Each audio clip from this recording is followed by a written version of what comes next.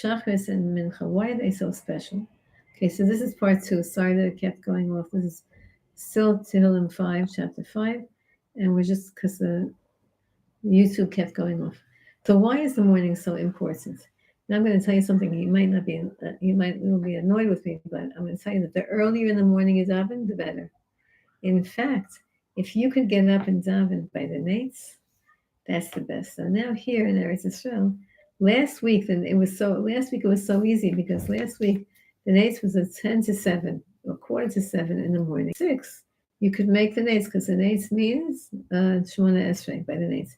And you have a leeway of 10 minutes either way.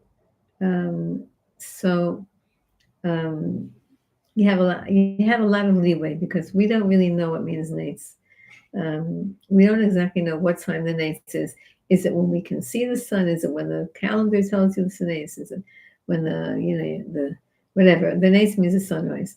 And the best time. Our sunrise was 10 to 7 this morning. Even with the clock being changed?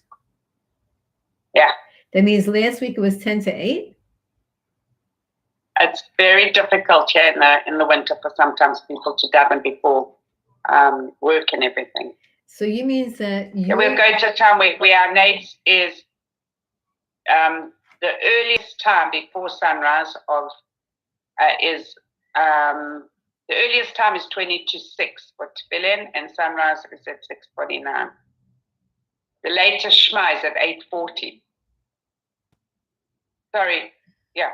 No, the latest shema according to the Gra is at 9:15, and latest shachris is at 10:27. Wow. Anyway, but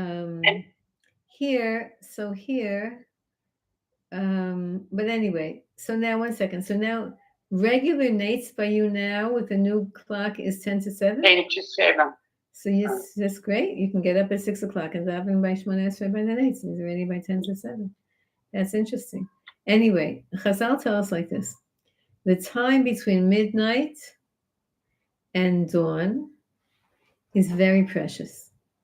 Then between dawn and sunrise is very precious. Between dawn and sunrise, you're already allowed to daven shachris.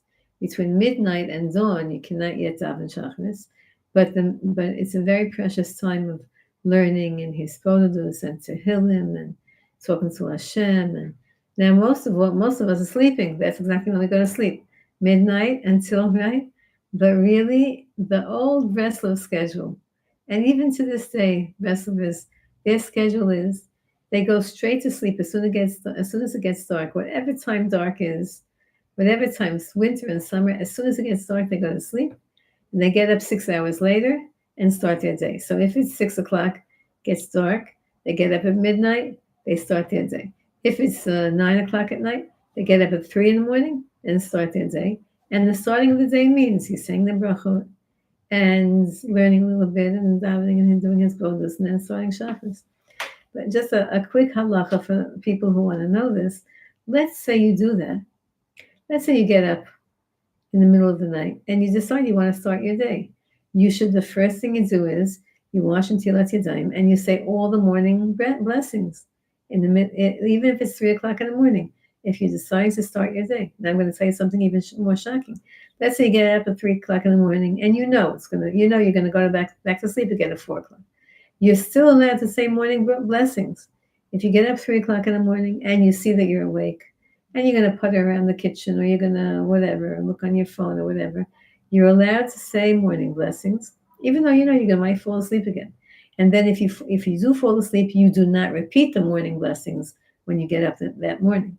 But you're allowed to say morning blessings in the middle of the night, because the middle of the night from midnight until dawn and then until sunrise is very, very precious. That's when David HaMelech used to do his best learning and his best davening. And that's when he wrote and he recorded most of his chapters of Tehillim was from midnight until dawn, so Hashem Boker Tishma Koli. In the morning, please listen to my voice. Boker, in the morning again, Erach Lecha, I'm going to set up my prayer to you. I'm going to arrange my prayer to you. Vatzapeh, and then I'm going to trust you. I'm going to trust that you're going to answer me. Now, when it says Aroch Lecha means I'm going to say the actual prayers that are written in the siddur, because it means I'm arranging my prayers in an orderly fashion, not just like this, and not just hispodadus, but I'm saying the actual shachris. And I'm asking you to listen to me, and I trust that you will. Now, I'm going to tell you something now that's a big, big argument in the Jewish world right now. And that's the concept of deserving. Do I deserve that Hashem should give me all the requests that I'm asking Him for?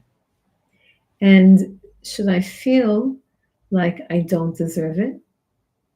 Or should I say, nobody deserves anything, but I trust you're going to give me anyway, because everything is a gift from you, Hashem. The second is correct. You're supposed to say, I don't know if I deserve, I don't know what I deserve, I don't know anything about how Hashem makes the cheshbon, the calculation in Shemayim. But one thing I know is that I'm trying my best. I'm trying